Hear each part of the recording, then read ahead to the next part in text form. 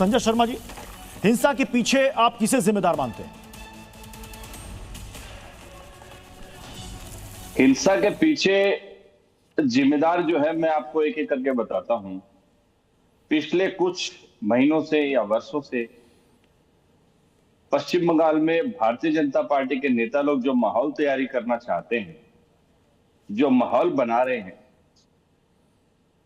उन माहौल में उन बातों से कुछ लोग प्रभावित होकर ऐसी हरकतें, हिंसा पर उतारू होते हैं।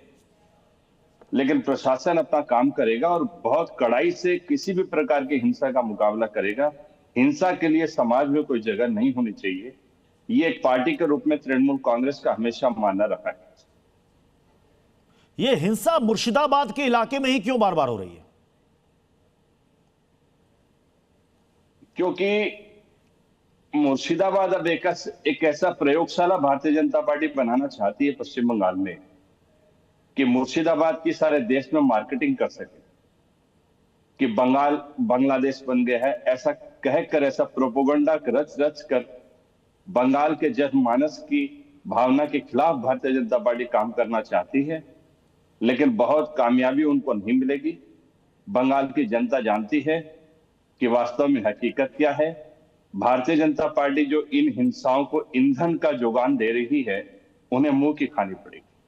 ठीक है, मतलब आपने ये गंभीर आरोप लगाया कि मुर्शिदाबाद को बीजेपी प्रयोगशाला बना रही है और ये माहौल बना रही है चुनाव से पहले। बीजेपी की प्रवक्ता जुड़ेंगे शाजिया आलमी, में ये सवाल उनसे लूंगा, लेकिन उससे पहले चंदन घोष जी, आपको क्या लग रहा है जो बात यहां पर टीएमसी के प्रवक्ता कह रहे हैं कि मुर्शिदाबाद को एक प्रयोगशाला के तौर पर बीजेपी ले रही है और यहीं से पूरे पश्चिम बंगाल में चुनावी माहौल बनाया जा रहा है, इससे क्या फायदा होगा हिंसा से बीजेपी को?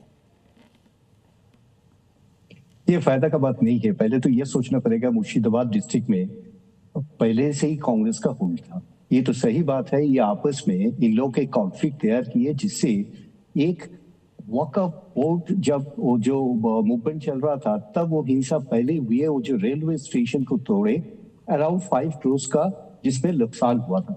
वो रेलवे अभी तक ये एस्टिमेशन के बारे में ये स्टेट गवर्नमेंट क्या एक्शन लिए ये पता नहीं है। किसी को कितना अरेस्ट हुए, क्या प्रोसेस ऑफ केस क्या है, ये भी पता नहीं है। तो ये है एक स्टैंडर्ड। दूसरा बात, लास्ट लोकसभा चुनाव का पहले एक दंगा, करीब एक दंगा हुआ था जिसमें बहुत सारे नुकसान हुआ प्रॉपर्टी का एंड लाइव्स, लेकिन क्या हुआ, उसका एक्शन कुछ नहीं हुआ। तो अभी तो है ना, इन लोगों का अबेटमेंट मिल रहा है, इन लोग इंस्पायर्ड होते हैं, इंस्टिगेटेड होते हैं ये काम करने के लिए। लेकिन राज्यों में एक शासन है, एक रूलिंग पार्टी है, जो ये रूलिंग पार्टी अपना पुलिस को व्यवहार करने सकते हैं, पुलिस को केस सजाने के एक मौका देना चाहिए, ये लिबर्टी होना चाहिए, ये भी नहीं है।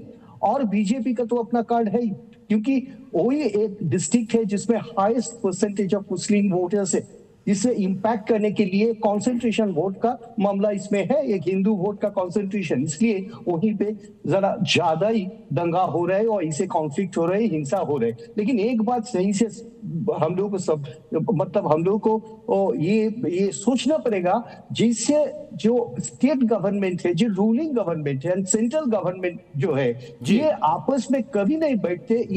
ये जो मुद्दा मतलब इलेक्शन में खड़ा करने संजय शर्मा जी, अभी तो बीजेपी की तरफ से वार नहीं हुआ, लेकिन कांग्रेस ने ही आप पर वार कर दिया। अभी आपने कहा ना कि बीजेपी वहां पर माहौल बना रही है, कांग्रेस कह रही है कि ममता बनर्जी को भी वहां चूंकि मुस्लिम वोटर्स और पॉपुलेशन ज्यादा है तो उस वोटर की भी चिंता है।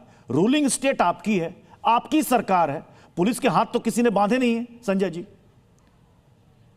नहीं, पुलिस के हाथ किसी ने बांधा नहीं और पुलिस बहुत कड़ाई से इनका मुकाबला करेगी। पुलिस की एक्शन में हिंदू मुस्लिम नहीं होता है, राज्य में सभी बराबर हैं और सभी इक्वल हैं। इसी इक्वलिटी को शासन की व्यवस्था का मेन हस्ताक्षर मानकर पश्चिम बंगाल पुलिस काम कर रही है और आप देखिएगा बहुत कड़ाई से, बहुत कुशलता से इन दंगाकारियों से निपटा जाएगा।